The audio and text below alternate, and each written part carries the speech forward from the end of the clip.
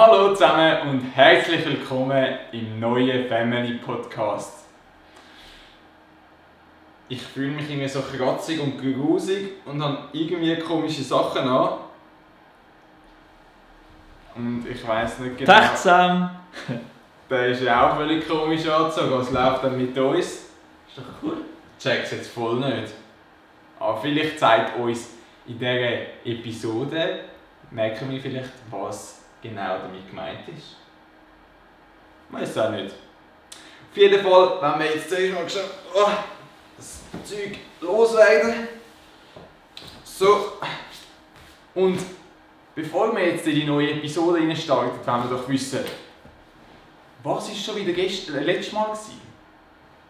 Letztes Mal haben wir doch etwas mit viel Mut ist es gewesen. Ich darf jetzt gerade mal Stopp drücken und euren Eltern das erzählen. Wenn ihr das gemacht habt, dann gehen wir zusammen zu der Sandrine und zum Felix in die Stube und dann zusammen für Gott singen und zusammen beten. Viel Spaß!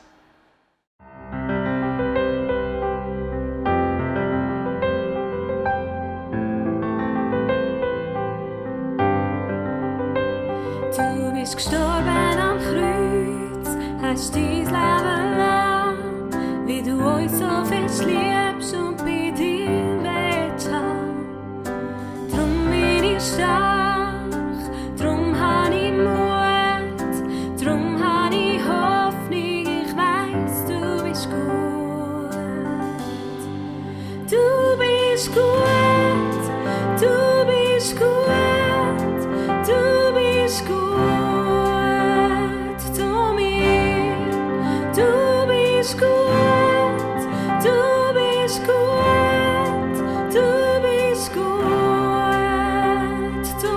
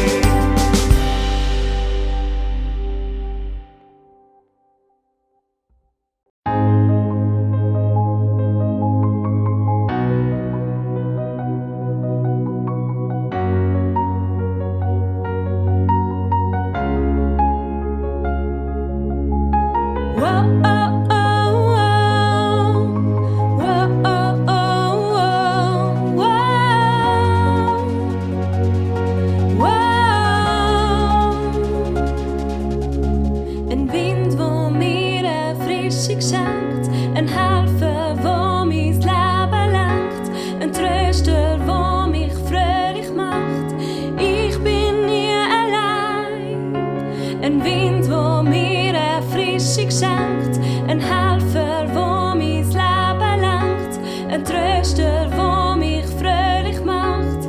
Ich bin nie allein, Heiliger Geist, du bist immer da. Leitest und gehst voran, du bist Kraft von meinem Gott, wo in mir wohnt. Heiliger Geist, du bist immer da. Leitest und gehst voran, du bist Kraft von meinem Gott, wo in mir wohnt. Das Feuer, wo brennt, mir Wärme gibt, begleitest mich auf Schritt und Tritt. Hilfst mir, Gottes Wort zu verstehen. Du bist Wahrheit pur. Das Feuer, wo brennt, mir Wärme gibt, begleitest mich auf Schritt und Tritt. Hilfst mir, Gottes Wort zu verstehen. Du bist Wahrheit pur. Heiliger Geist, du bist immer da. Leitest und gehst voran. Du bist Kraft von meinem Gott, wo in mir wohnt. Heiliger Geist, du bist immer da. Leitest und gehst voran. Du bist Kraft von meinem Gott, wo in mir wohnt. Oh, oh, oh, oh. Oh, oh, oh, oh,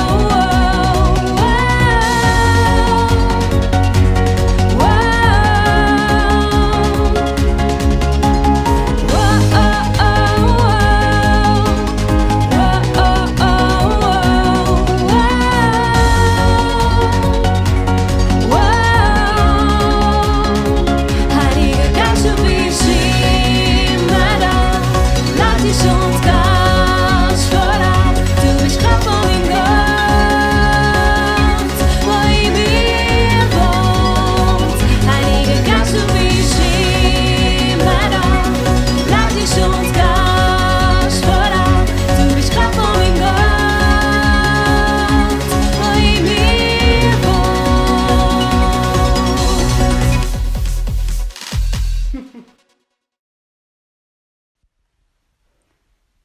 Der Jona hat also endlich den Mut gefunden, um den Leuten aus Ninive Gottes Urteil zu verkünden.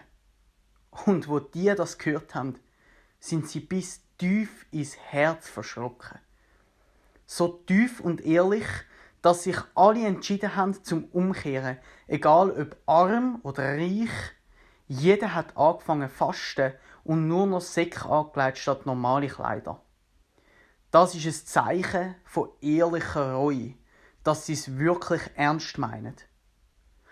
Sogar der König ist von seinem Thron abgestiegen, in die Tasche gehockt und hat sich genau gleich angelegt wie seine Untertanen. Er befiehlt: Weder Mensch noch Tier dürfen irgendetwas essen. Alle sollen die Säcke anlegen und zu Gott beten. Ihr sollt vom Bösen umkehren und alle Gräuel aufhören. Wer weiß, vielleicht können wir so Gott besänftigen und er verschont uns. Wo Gott das gesehen hat, dass alle von ihren schlechten Weg umgekehrt sind, hat er Erbarmen mit ihnen und verschont sie tatsächlich. Hey, findet ihr die Geschichte von Jona auch immer so mega spannend, wie ich sie finde? Und jetzt wissen die auch, was es mit diesen Säcken auf sich hat. Jetzt gibt es einen mega spannenden Input von Dominik und ich bin mega gespannt, was das für unser Leben bedeutet.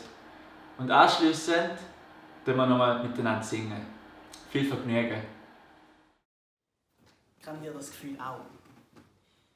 Das Gefühl, wenn man einen Fehler gemacht hat und das auf einmal checkt. Ich habe mal eine Geschichte erlebt, und zwar bin ich hier im Snowcamp von der My Church und ich war da mit meinem besten Freund und mit ihm ist es immer mega lustig. Uns sind nie die Ideen ausgegangen, nie ist uns langweilig geworden, immer haben wir es lustig gehabt und wir haben sehr viel natürlich auch Sprüche geklopft. Das bedeutet, dass wir vielleicht jemanden ein bisschen föppeln, aber im Spass. Und wir haben es wirklich nicht böse gemeint. Aber Auf einmal sind noch andere Freunde zu mir gekommen und haben mir gesagt, hey, in diesem Camp bist du im Fall mega gemein zu mir und auch zu allen anderen. Die Sprüche verletzen im Fall mega. Und dort, das war wie ein Hammerschlag für mich. Ich war wie vom Schlag getroffen und ich war enttäuscht von mir selber und ich war irgendwie traurig. Traurig darüber, dass ich so einen Fehler gemacht habe. Vielleicht kennst du das Gefühl auch. Und ich glaube, das ist das Gefühl, das wir sehen in dieser Geschichte von Jona in Ninive. Wir haben gesehen, die Leute in Ninive, die haben einen Fehler gehabt, den sie aber gar nicht wirklich gekannt haben. Dann ist der Jona gekommen und hat das ehrlich gesagt. Er hat ihnen das ehrlich gesagt. Und dann sind sie genauso richtig traurig geworden und enttäuscht von sich selber. Und ich glaube, wenn man so traurig und enttäuscht ist, dann darf man sagen, man bereut einen Fehler, den man gemacht hat. Man zeigt Reue. Und um die Reue wirklich ehrlich zu zeigen, haben die Leute aus Ninive, sie haben gefastet, sie haben also nichts mehr gegessen und sie haben Säcke abgelegt. Und so fühlt sich doch das manchmal an. Die das schon mal hatten, kennen das. Man hat so fest schlechtes Gewissen, dass man fast Bauchweh hat vielleicht. Als hätte man schon lange nichts mehr gegessen und man hat gar nicht Lust, um etwas zu essen. Und man fühlt sich irgendwie gar nicht wohl. Es ist wie wenn man einen Sack hat, es beißt einem überall, man fühlt sich einfach schlecht. Und das ist so ein schlechtes Gefühl, aber das ist aufrichtige Reue. Und was ist passiert, wo Gott das gesehen hat in der Geschichte? Gott hat Verbarmen gehabt und er hat die Zerstörung abgewendet. Zerstörung, das ist vielleicht ein kleines Herzwort.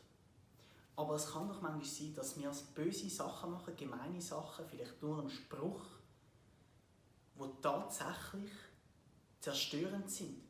Zum Beispiel für eine Freundschaft. Vielleicht wird nachher jemand nicht mehr reden mit uns. Weil wir wie eine Freundschaft zerstört haben. Obwohl wir es nicht mal gewusst haben, dass wir das machen. Und ich glaube, in dem Sinne hilft uns die Geschichte von Jona in Ninive mega. Und ich glaube, wir können wirklich 4 Punkte daraus herausnehmen aus dieser Geschichte. Das erste ist, ich glaube, wir alle haben Fehler in unserem Leben, die wir nicht einmal kennen, teilweise. Der zweite Punkt ist, der Jona ist dort angegangen und weil er es ehrlich gesagt hat, haben die Ninive-Leute überhaupt checken, was sie machen. Das heisst, das kann auch für uns eine Ermutigung sein, um ehrlich zu sein. Ehrlich mit den Leuten, mit unseren Freunden. Und das hat ausgelöst etwas, das mega traurig ist und mega enttäuschend und schlecht. Ein Gefühl, das wir nicht gerne haben, nämlich ehrliche Reue. Aber weil die Leute in Ninive ehrlich Reue gezeigt haben, hat Gott die Zerstörung abgewendet und er hat Verbarmen gezeigt. Und das ist, wie ich die Geschichte von Jona in Ninive verstehe.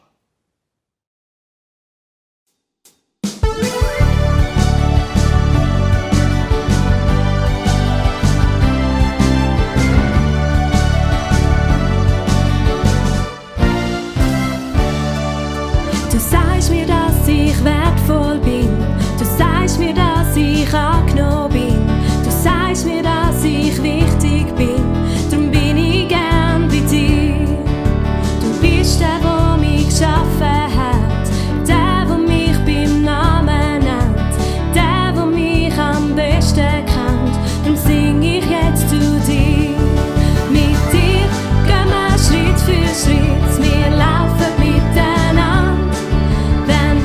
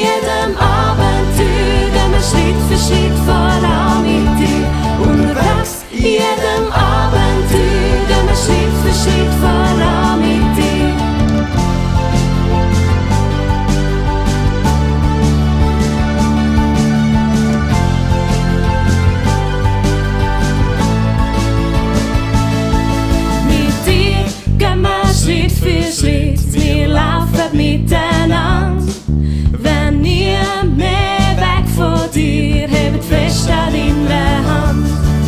Mit dir gehen wir Schritt für Schritt, wir laufen miteinander. Wenn nie mehr weg von dir, hebt fest an deiner Hand.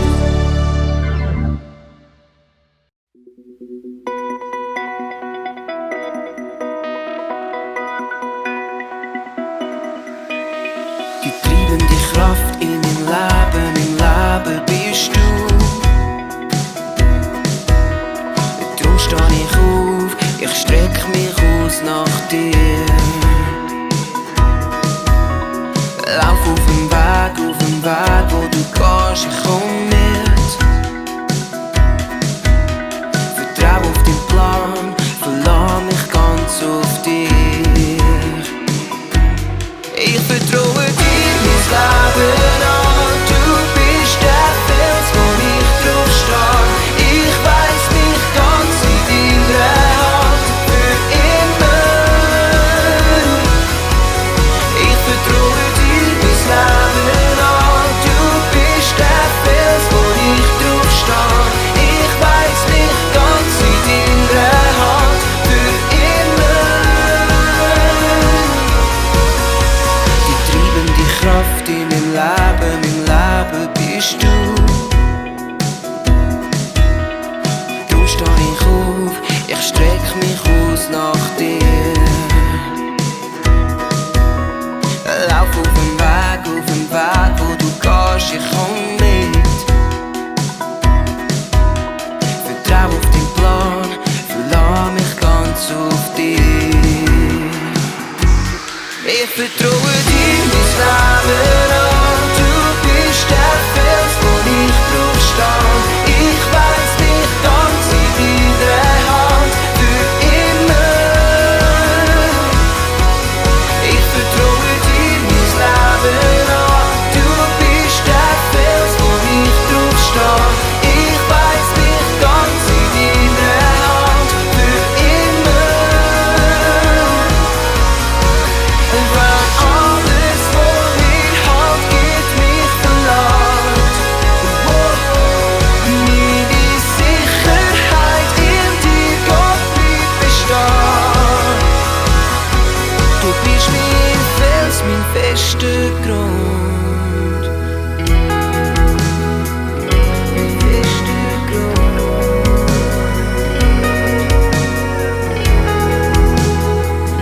Mein fester Grund.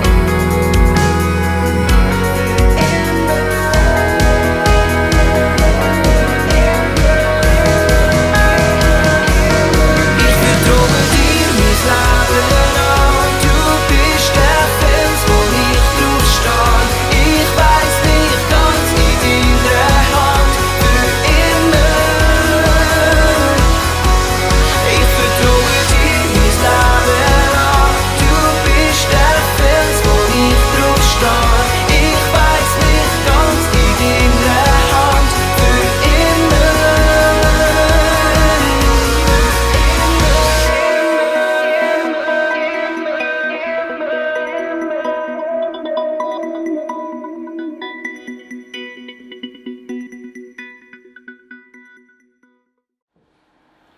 Danke vielmals, Felix und Sandrine. Mega cool, habt ihr das mal mit uns den Worship Dance gemacht. Jetzt geht es weiter mit einem mega spannenden Spiel und mit einer mega guten Umsetzung von Benny und der Sandrine. So, ich zeige euch heute, wie ihr das Thema der Predigt in einem Spiel vertiefen könnt. Alles, was ihr dazu braucht, sind Süßigkeiten, eine Augenbinde oder sonst irgendetwas zum die Augen abdecken, dass man nichts mehr sieht. Und ein Bibelvers, der zu der Predigt von heute passt. Ich habe gefunden, das Thema, dass Gott uns immer vergibt, wenn wir ihm sagen, was wir falsch gemacht haben, dass wir einen Seich gemacht haben, das ist so wichtig. Das ist so wichtig, dass wir uns immer wieder an das erinnern können, genau in einer Situation, wo wir eben einen Seich gemacht haben und das Gefühl haben, oh Gott kann mir das nie vergeben, ist es so wichtig, dass du dich dann an diesen Bibelvers hier erinnerst, an 1. Johannes 1,9, wo es darum geht, dass wenn wir Gott sagen, dass wir einen Fehler gemacht haben, dass er uns dann immer vergeben wird. Und genau diesen Bibelvers wirst du üben mit meinem Spiel. Ihr müsst für das Spiel mindestens das zweite sein. Die erste Person nimmt den Bibelvers und tut ihn immer wieder vorlesen. Die zweite Person braucht die Augenbinde. Die zweite Person tut die Augenbinde anlegen und das Ziel ist es, zum Süßigkeit zu finden. Das Problem ist, sie sieht ja nichts. Und darum muss die erste Person die blinde Person führen. Und das machst du jetzt nicht, indem du deinen Freund oder deine Freundin hebst, sondern du liest den Bibelvers vor. Wenn jetzt dein Kollege nahe ist bei der Süßigkeit, sagst du ihn so richtig laut vorlesen, den Bibelvers. Und wenn dein Kollege noch mega weit weg ist, tust du ihn so richtig leislich vorlesen. Das heisst, mit dem Vorlesen laut und leislich hilfst du deiner Kollegin, um die Süßigkeit zu finden. Ich hoffe, es wird euch Spass machen, um da die Süßigkeiten zu suchen und dass ihr den Bibelvers am Schluss auswendig könnt. Ja, der Domi hat erzählt von diesen Gefühlen, die es gibt, wenn man etwas macht und man merkt, dass es eigentlich nicht gut war. Und ich will jetzt mit euch etwas machen, und ich genau diese Sachen mal aufschreiben kann. Und für das nehmen wir so eine WC-Papierrolle, könnt ihr mal beim WC einige holen. Und dann dürft ihr auf so ein Blättchen draufschreiben, was genau die Sachen sind. Und ich gemerkt habe, da habe ich etwas gemacht, was nicht gut war, da habe ich etwas gemacht, wo mich jemand anders verletzt hat. Und ihr merkt, dass es nicht so ein gutes Gefühl ist, dann dürft ihr die Sachen aufschreiben. Das ist nicht ganz einfach, man muss ein bisschen vorsichtig sein mit dem WC-Papier. Und wenn ihr das habt, ich habe da schon ein paar Sachen aufgeschrieben, dann stehen das ein paar Sachen, dann könnt ihr das Blättchen abreißen und könnt mit dem aufs WC gehen und dürft es dort abspülen. Weil genau so, wie das WC-Papier nachher dort ins Wasser runtergeht und es nachher niemand mehr wird finden, wie sich das dann irgendwann auflöst, genau so ist es auch mit Gott. Wenn wir zu ihm kommen und die Sachen, die wir gemacht haben, angehen und ihm erzählen und ihn ernsthaft um Vergebung bitten, so wie wir es gehört haben vom Domi, dann dürfen wir auch wissen, dass er unsere Sachen nicht mehr antreibt und dass sie für ihn auch einfach weg sind und verschwunden sind, weil er uns das wegnimmt. Das dürfen wir jetzt gerade zusammen als Familie machen und ich wünsche euch viel Spaß dabei. So, jetzt sind wir auch schon fast an unserem Schluss von dem Family Podcast. Von dem zweitletzten Family Podcast. Ja, ihr habt richtig gehört. Das ist das zweitletzte Mal, wo wir feiern. Das heisst, nächstes Mal wird das letzte Mal sein. Aber das ist kein Grund zum traurig sein, sondern zum uns freuen auf nächstes Mal. Weil wir werden einen richtig speziellen Podcast nochmal haben. Freut also darauf und schaltet auch dann nochmal ein. Genau, und jetzt sind wir doch noch zusammen beten zum Schluss. Ja, Vater, ich danke dir, dass du so ein großartiger Gott bist. Wir können das gar nicht richtig in Wort fassen, wie du bist und wer du bist. Ich danke dir, dass du all die Kinder an deiner Hand hast, dass du sie schützt, dass du bei ihnen bist, in guten und in schlechten Zeiten. Und ich bitte dich auch, dass die Kinder das sehen und auch die schlechten Zeiten zu dir halten und nicht anfangen zu zweifeln oder dich in Frage stellen. Wir können nur durch schwierige Situationen wachsen. Und ich bitte dich, dass das die Kinder erkennen dürfen. Ich bitte dich auch, dass du die Kinder mit deiner Liebe fühlst, dass sie deinen Frieden spüren dürfen. Dass du sie in der neuen Woche begleitest, dass sie Freude haben und dass sie weiterhin viel Freude am Podcast haben. Amen. Amen. So, jetzt bleibt uns nur noch zu sagen, ganz einen schönen Sonntag, sind gesegnet und startet wieder Vollgas in die neue Woche. Tschüss miteinander!